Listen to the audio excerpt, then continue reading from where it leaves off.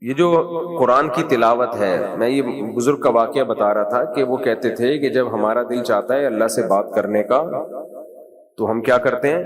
نماز پڑھتے ہیں۔ نماز اللہ سے باتوں کا نام ہے۔ نبی صلی اللہ علیہ وسلم نے ارشاد فرمایا کہ جب بندہ نماز میں کہتا ہے نا الحمدللہ رب العالمین، تمام تعریفیں اس اللہ کے لیے جو تمام جہانوں کا پالنے والا ہے، تو اللہ فرشتوں سے کہتے ہیں حمیدنی عبدی، میرے بندے نے میری تعریف کی ہے۔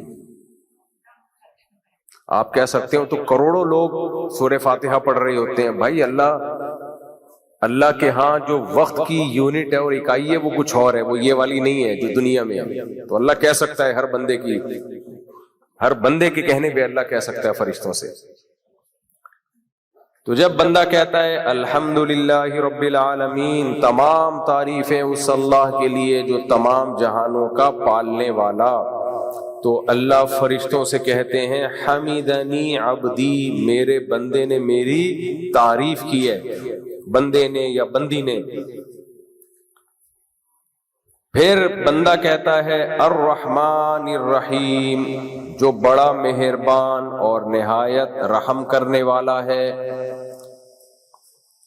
تو اللہ تعالیٰ کہتے ہیں اثنا علی عبدی، میرے بندے نے میری ثنا کی ہے، یہ بھی تعریف کو کہتے ہیں۔ مالک یوم الدین، روز جزا کا مالک ہے، یہی پڑھتے ہیں نا سورہ فاتحہ میں۔ یہاں کوئی اور فاتحہ تو نہیں چل رہی نا؟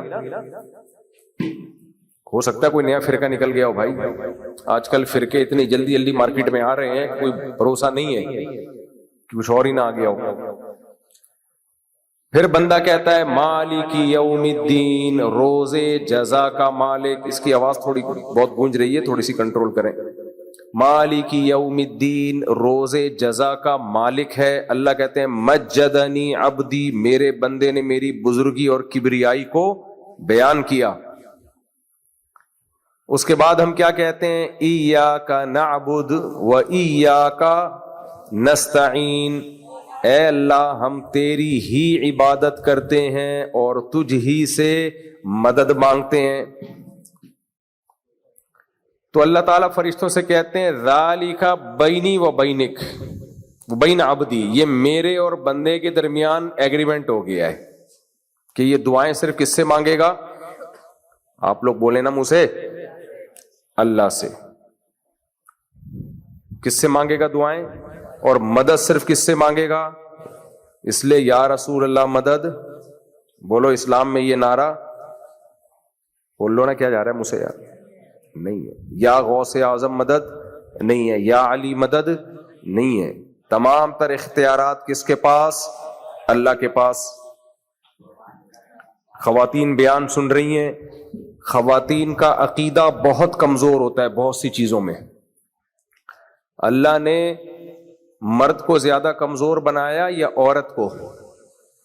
بولو نا، سوائے بیوی کے ساری عورتیں کیا ہوتی ہیں؟ طاقتور ہوتی ہیں، سب کمزور ہوتی ہیں۔ میں نے بھی منہ سے الٹا نکل گیا۔ تو اللہ نے بیوی کے سوا ہر عورت کو کیا بنایا ہے؟ کمزور۔ تو اللہ نے عورت کو کمزور بنایا تو وہ بعض دفعہ، ہمیشہ نہیں، بعض خواتین جو بیان نہیں سن رہی ان کی بات کر رہا ہوں، وہ عقیدے میں بھی کمزور ہو جاتی ہیں، نظریے میں بھی کمزور۔ اللہ پہ اعتماد اور توکل یہ اس وقت تک ممکن نہیں ہے جب تک آپ کا عقیدہ مضبوط نہ ہو۔ خواتین کیسے عقیدے میں کمزور ہوتی ہیں میں تھوڑا سا بتا دوں، پھر میں اس حدیث کی تشریح مکمل کرتا ہوں۔ کیسے کمزور ہوتی ہیں؟ کوئی بیماری آ گئی،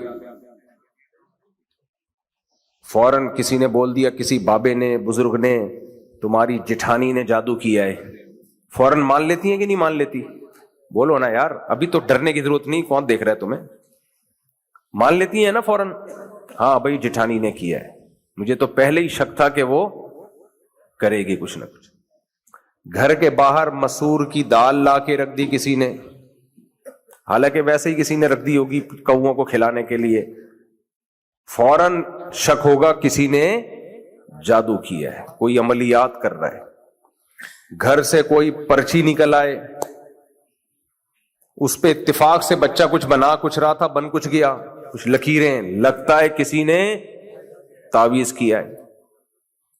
او بھائی اس دھندوں سے نکلو خدا کے لیے۔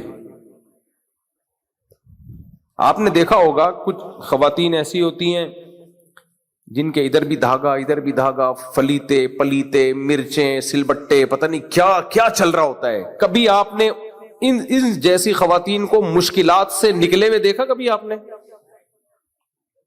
جتنا ان تعویذ گنڈوں میں، فلیتوں میں، پلیتوں میں، عملیات میں، عاملوں میں گھسیں گے، تو ایک شاعر نے کہا ہے جتنا تڑپو گے جال کے اندر، جال گھسے گا کھال کے اندر۔ پرندے پہ جب جال لگایا جاتا ہے نا، تو وہ جب جال میں پھنستا ہے تو آرام سے بیٹھا رہے، ہلے نہیں۔ جب جال کا مالک جال سے اسے نکالنے کی کوشش کرے، اس وقت کوئی موقع تلاش کر کے نکل جائے۔ لیکن پرندہ غلطی کیا کرتا ہے، جال میں جب جاتا ہے تو ہلتا بہت ہے اور جال اس کی کھال میں پھنستا چلا جاتا ہے۔ مکڑی جب جالا لگاتی ہے کہ وہ کیا ہو گیا بھائی، مکڑی جب جالا بناتی ہے، دیکھا ہوگا آپ نے، جال بنا کے آرام سے بیٹھ جاتی ہے وہ۔ پھر مکھیاں آتی ہیں، ہلکا سا پاؤں چپکتا ہے مکھی کا، مکھی کو چاہیے آرام سے پاؤں ہٹا کے چلی جائے، لیکن مکھی کیا کرتی ہے، زور لگانا شروع کر دیتی ہے اور وہ جال کے اندر پھنستی چلی جاتی ہے۔ پھر مکڑی کے لیے باربیکیو کا بہترین انتظام۔ تو یہ عاملوں کے ساتھ تعویذ، گنڈے، فلیتے، عملیات، فلاں نے جادو کر دیا، فلاں نے کالا علم کر دیا، فلاں نے نیلا علم کر دیا، فلاں نے پیلا علم کر دیا، جو ان چکروں میں گھسے گا، میں قسم اٹھا کے حلفیہ بول سکتا ہوں، موت تک نہ صرف نکلے گا نہیں، اس کی نسلیں بھی ہمیشہ کے لیے تباہ و برباد ہو جائیں گی۔ اس لیے جو خواتین یہاں بیان سن رہی ہیں، ایک نصیحت یاد رکھیں، جتنے تعویذ ہیں، جتنے فلیتے پلیتے، پتہ نہیں کیا کیا ہوتا ہے، اس کے نام بھی اللہ کا شکر ہے میں غلط ہی لیتا ہوں، اصل میں لفظ ہے فتیلہ، دھاگے کو بولتے ہیں، یہ دھاگوں پہ کرتے ہیں نا یہ عملیات، فتیل لفظ ہے، اس کو لوگوں نے بنا دیا فلیتا۔ ہمارے حضرت مفتی رشید صاحب نے اس کو بنا دیا پلیتا، فرمایا اس کو جتنا بگاڑو اتنا اچھا ہے، یہ جو اس پہ پڑھ رہے ہوتے ہیں۔ تو خواتین سے ایک میں گزارش کروں گا، اپنے ایمان کو مضبوط کریں اور یہ تعویذ گنڈوں میں، عملیات میں اپنے آپ کو مت ڈالیں۔ کوئی پریشانی گھر میں ہے، اس کے اسباب تلاش کریں کہ کیوں چل رہی ہے پریشانی۔ یہ میاں بیوی کے جھگڑے ہوتے ہیں، بھائی کسی کے اخلاق خراب ہے تو چل رہا ہے نا معاملہ، یا تو بیوی کے خراب ہوں گے یا شوہر کے خراب ہوں گے، وہ اخلاق کو ٹھیک کرے اپنے، کوئی پریشانی ہے اس کو ٹھیک کرے۔ تو یہ فوراً جا کے نا کوئی آئے گا داڑھی ٹوپی والا اور کہہ کے چلا جائے گا کہ یہ کچھ ہے یہاں پر، عورتیں فوراً یقین کر لیتی ہیں، گھروں کے گھر تباہ و برباد ہو گئے اس سے۔ تو ہم اللہ تعالیٰ سے سورہ فاتحہ میں یہ ایگریمنٹ کرتے ہیں، ایاک نعبد و ایاک نستعین، اے اللہ مدد صرف کس سے مانگیں گے؟ تجھ سے۔ عبادت صرف کس کی کریں گے؟ بولو تیری عبادت۔ تو ہم اللہ کے سوا کسی سے مدد نہیں مانگتے۔ اور خواتین میں ایک مسئلہ یہ بھی ہے، بعض خواتین میں مزاروں پہ جاتی ہیں، نا نا نا نا نا، حاجتیں اللہ کے در پہ پوری ہوتی ہیں، مزاروں پہ پوری نہیں ہوتی۔ جو مزار کے اندر جو بھی سو رہا ہے وہ اپنی حاجت پوری نہیں کر سکتا بھائی، وہ تمہاری حاجت کہاں سے پوری کرے گا؟ تو جب ہم سورہ فاتحہ پڑھتے ہیں نا، کیا کہتے ہیں اللہ سے؟ ایاک نعبد و ایاک نستعین، اے اللہ ہم تیری ہی عبادت کرتے ہیں اور تجھ ہی سے مدد طلب کرتے ہیں۔ تو اللہ بندوں سے کیا، اللہ فرشتوں سے کیا کہتا ہے؟ ذالک بینی و بین عبدک، میرے اور بندے کے درمیان ایگریمنٹ ہو گیا ہے، ایگریمنٹ کیا ہے، تیرے سوا کسی سے مدد نہیں مانگوں گا۔ تو کوئی پریشانی ہو کس سے مدد مانگنی ہے؟ اللہ سے۔ تو اللہ کہتے ہیں ولی عبدی ما سأل، اس نے قوائف پورے کر دی ہیں، اب یہ جو مانگے گا اس کو دوں گا میں۔ دیکھو آپ ڈاکومنٹ پورے کمپلیٹ کر کے نادرا میں جمع کراتے ہو، پھر آپ کو کارڈ ملتا ہے نا۔ آپ کو کسی کنٹری کا ویزا چاہیے تو وہ ایمبیسی ڈاکومنٹس مانگتی ہے, یہ ریکوائرمنٹ ہے, یہ لے کر آؤ, اس کے بعد تم اس قابل بنو گے کہ تم اپلائی کر سکو, پھر ہماری مرضی ہم تمہیں ویزا دیں یا نہ دیں, لیکن اس سے پہلے تو تم قابل ہی نہیں ہوتے. آپ نے امریکہ جانا ہے, آپ اٹھا کے چلے گئے ایمبیسی, جی میں, وہ پوچھ رہے کیوں آئے, میں کس سلسلے میں آئے ہو, جی میں امریکہ جانے کے سلسلے میں آیا ہوں. آئی ڈی کارڈ دکھاؤ, وہ تو نہیں ہے. بینک اسٹیٹمنٹ دکھاؤ, وہ تو نہیں ہے. کرتے کیا ہو, امریکہ جانے کی فکر کرتا ہوں صبح شام, اور کچھ نہیں کرتا میں. رہتے کہاں ہو, خوابوں اور خیالوں میں رہتا ہوں. تو چترول لگا کے بھگائے گا کہ نہیں بھگائے گا, وہ بولے اب نکل وہیں یہاں سے. کہ کہیں جاب سے آفر آئی, آپ کو جاب سے آفر آئی, بھائی ہمیں جو ہے کمپوزر چاہیے ٹائپ کرنے کے لیے, تو ان کی بھی کوئی ریکوائرمنٹ ہوتی ہے نا, میٹرک ہو کم از کم, اتنی اسپیڈ ہو لکھنے کی, انگلش آتی ہو یا اردو آتی ہو وغیرہ وغیرہ. کچھ بھی نہیں آتا, منہ اٹھا کے چلے گئے آپ جاب کے لیے. وہ کہہ رہے بھائی کیا آتا ہے آپ کو, کیا مجھے بس کچھ بھی نہیں آتا, مجھے لوگوں کو بیوقوف بنانا آتا ہے, اس کے علاوہ کچھ بھی نہیں آتا. تو پہلے کچھ قوائف ہیں جو پورے کیے جاتے ہیں, اس کے بعد آپ کو اجازت ہوتی ہے کہ آپ ایپلیکیشن جمع کرائیں. تو اللہ تعالیٰ نے سورہ فاتحہ میں ہمیں ایک درخواست خود ہی لکھ کے دے دی ہے کہ یہ جمع کرا دو, یہ میں قبول کروں گا. اور اس درخواست میں مضمون بھی اللہ نے کیا کیا ہے, خود ہی لکھ کے دے دیا. دیکھو یہ بالکل ایسا ہی ہے جیسے میرے پاس کوئی بہت قیمتی چیز ہو, بہت قیمتی چیز ہو. یوں سمجھ لیں کہ میرے پاس 1 کلو گولڈ پڑا ہوا ہے نہیں, ایسا نہ ہو میرا یہاں سے جانا ناممکن ہو جائے. فرض کر لیں, فرض کرنے پر گورنمنٹ کی طرف سے کوئی پابندی نہیں ہے, کچھ بھی فرض کیا جا سکتا ہے. لوگ یہاں کہتے ہیں ہمیں, ابھی میں وہ خواتین ناراض ہو جائیں گی, وہ 4 شادیاں دماغ میں آ رہا تھا لیکن اچھا نہیں ہے. وہ بعض لوگ کہتے ہیں نا مفتی صاحب میں 4 شادیاں کرنا چاہتا ہوں. ایک خاتون نے اپنے شوہر سے کہا کہ مجھے خیال آ رہا ہے کہ ہم ہنی مون کے لیے سوئٹزرلینڈ چلتے ہیں. میں نے سوچا ہے کہ ہم ہنی مون منانے کے لیے کہاں چلیں, سوئٹزرلینڈ. تو کتنا خرچہ ہوگا, اس نے کہا کوئی خرچہ نہیں ہے. اس نے کہا بھی کیوں خرچہ نہیں ہے, کہتے سوچنے پر کوئی خرچہ نہیں ہوتا. تو آپ فرض کریں میرے پاس 1 کلو سونا پڑا ہوا ہے, 1 کلو سونا. اب میں 10 آدمیوں کو کہتا ہوں کہ جو مانگنا ہے مانگو, اور سونے پہ میں نے کپڑا ڈال دیا. اب کوئی آ کے مجھ سے بولے گا مفتی صاحب 50 روپے دے دو, میرے پاس گٹکے کے پیسے نہیں ہیں. کوئی آ کے کہے گا مفتی صاحب مجھے چپل نہیں دلا دو, عید پہ میرے پاس چپل نہیں ہے, راشن ڈلوا دو وغیرہ وغیرہ. اگر ان کو پتا چل جائے کہ میرے پاس 1 کلو سونا پڑا ہوا ہے اور سونے ٹکڑوں کی شکل میں ہے, تو پھر وہ مجھ سے گٹکے اور پان کے پیسے مانگیں گے؟ کیا خیال ہے؟ جب قیمتی چیز پڑی ہوئی ہوتی ہے جس کے پاس, تو اس سے چھوٹی موٹی چیزیں نہیں مانگی جاتی. تو اللہ کے پاس ایک بہت قیمتی چیز ہے, اللہ چاہتے ہیں مجھ سے یہ مانگو, لیکن اللہ کو پتا ہے کہ میں نے اگر ان کو کہہ دیا نا کہ خود سے مانگو, تو یہ چھوٹی موٹی, یہ پان گٹکے کے پیسے مانگیں گے مجھ سے. یہ کیا مانگیں گے؟ چھوٹی موٹی چیزیں, کیونکہ ان کو اس بڑی چیز کی قدر ہے ہی نہیں.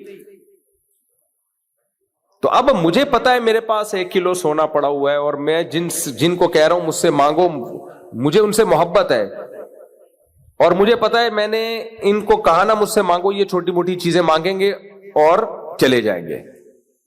تو میں کیا کروں گا, میں ایپلیکیشن آپ کے ہاتھ میں پکڑاؤں گا اور اس پہ لکھوں گا بخدمت جناب مفتی طارق مسعود صاحب. پہلے زمانے میں اردو میں ایسے درخواستیں ہوتی تھیں. آن جناب سے گزارش ہے کہ یہ جو آپ نے کپڑا ڈالا ہوا ہے سونے کی اینٹوں پہ, اس میں سے 2 اینٹیں احقر کے لیے منظور فرما دیں, عین نوازش ہوگی. یہ درخواست میں خود ہی ٹائپ کر کے دوں گا اور بولوں گا کہ یہ درخواست ہے, اگر تمہیں یہ چاہیے تو نیچے سائن کر دو. کیا خیال ہے؟ اس کا مطلب میں آپ کو یہ چیز دینا چاہتا ہوں. تو اللہ تعالی نے پہلے ہم سے وہ قوائف پورے کروائے, جن قوائف کے بعد ہمیں یہ اتھارٹی ہے کہ ہم اللہ سے کچھ مانگ سکیں, کیونکہ اللہ مشرک کو نہیں دینا چاہتا, مشرک کو اللہ نہیں دینا چاہتا. اللہ کہتے ہیں جب تمہیں پتا ہے کہ تم یہ سمجھتے ہو کہ وہاں سے ملتا ہے, تو پھر وہاں سے جا کے مانگو نا, مجھ سے کیوں مانگ رہے ہو؟ کیا خیال ہے بھائی؟ جاؤ پھر جہاں سے حاجت پوری ہو رہی ہے وہیں سے مانگو. آپ کسی سیٹ صاحب کے پاس گئے, جمشید نام تھا اس سیٹھ صاحب کا. آپ نے جمشید سے کہا کہ آپ بڑے کروڑ پتی ہیں, بڑے اچھے آدمی ہیں, لیکن وسیم آپ سے بھی زیادہ پیسے والا آدمی ہے, تو ذرا مجھے کچھ پیسے چاہیے آپ سے. وہ کہہ کہ جا پھر وسیم سے ہی جانا. کیا خیال ہے, جب اتنی تعریفیں اس کی کر رہا ہے, وہ زیادہ پیسہ ہے, سیٹھ کو غصہ آئے گا نا کہ تعریفیں اس کی کر رہا ہے اور قرضہ کس سے مانگ رہا ہے, مجھ سے. تو ایک آدمی بیوی کے سامنے تعریفیں کر رہا ہو کہ پڑوسن اتنا اچھا کھانا بناتی ہے, نہاری اتنی اچھی بناتی ہے, چائے اتنی اچھی بناتی ہے, اور کیسے زبردست پکوڑے بنائے تھے. بیگم کو غصہ آئے گا نا, پھر اسی سے بنوا لو جا کے. کیا خیال ہے, ایسے کہے گی کہ نہیں کہے گی؟ بھائی کیا ہو گیا, مجھے لگ رہا ہے آپ لوگ ہوش میں نہیں ہو. ایسے ہی کہے گی نا تو ہاں بول دو. بولے گی بھائی کیوں اتنی تعریفیں کر رہے ہو, پھر اسی سے بنوا لو نا جا کے. تبھی بیگم جو مرضی بنائے اچھا کہنا پڑتا ہے کہ نہیں کہنا پڑتا, اور پڑوسن جیسا مرضی بنائے خراب. آپ بیگم کے سامنے بول کے تو دیکھیں. ایک آدمی کو کسی نے بولا کہ یار, وہ کہتا ہے یار میری بیوی محبت نہیں کرتی. اس نے کہا کہ یار تو اپنی بیوی کے کھانے کی کبھی تعریف کی ہے؟ کہہ رہے زندگی میں کبھی تعریف نہیں کی. اس نے کہا یار اب کل جب کھانا آئے گا نا بہت تعریف کرنا. اس نے کہا ٹھیک ہے. کل کھانا آیا, اس نے کہا واہ بیگم کیا کھانا بنایا ہوا ہے, واہ واہ سبحان اللہ سبحان اللہ. بیگم کو آیا غصہ, اس نے بیلن اٹھایا. کہتے ہیں زندگی میں بیگم پہلی دفعہ تو کھانے کی تعریف کی ہے, اس پہ بیلن اٹھا رہی ہو, کہہ رہی آج پہلی دفعہ پڑوسن نے کھانا بنا کے بھیجا ہے اور کمبخت اسی کی تعریفیں کیے جا رہا ہے.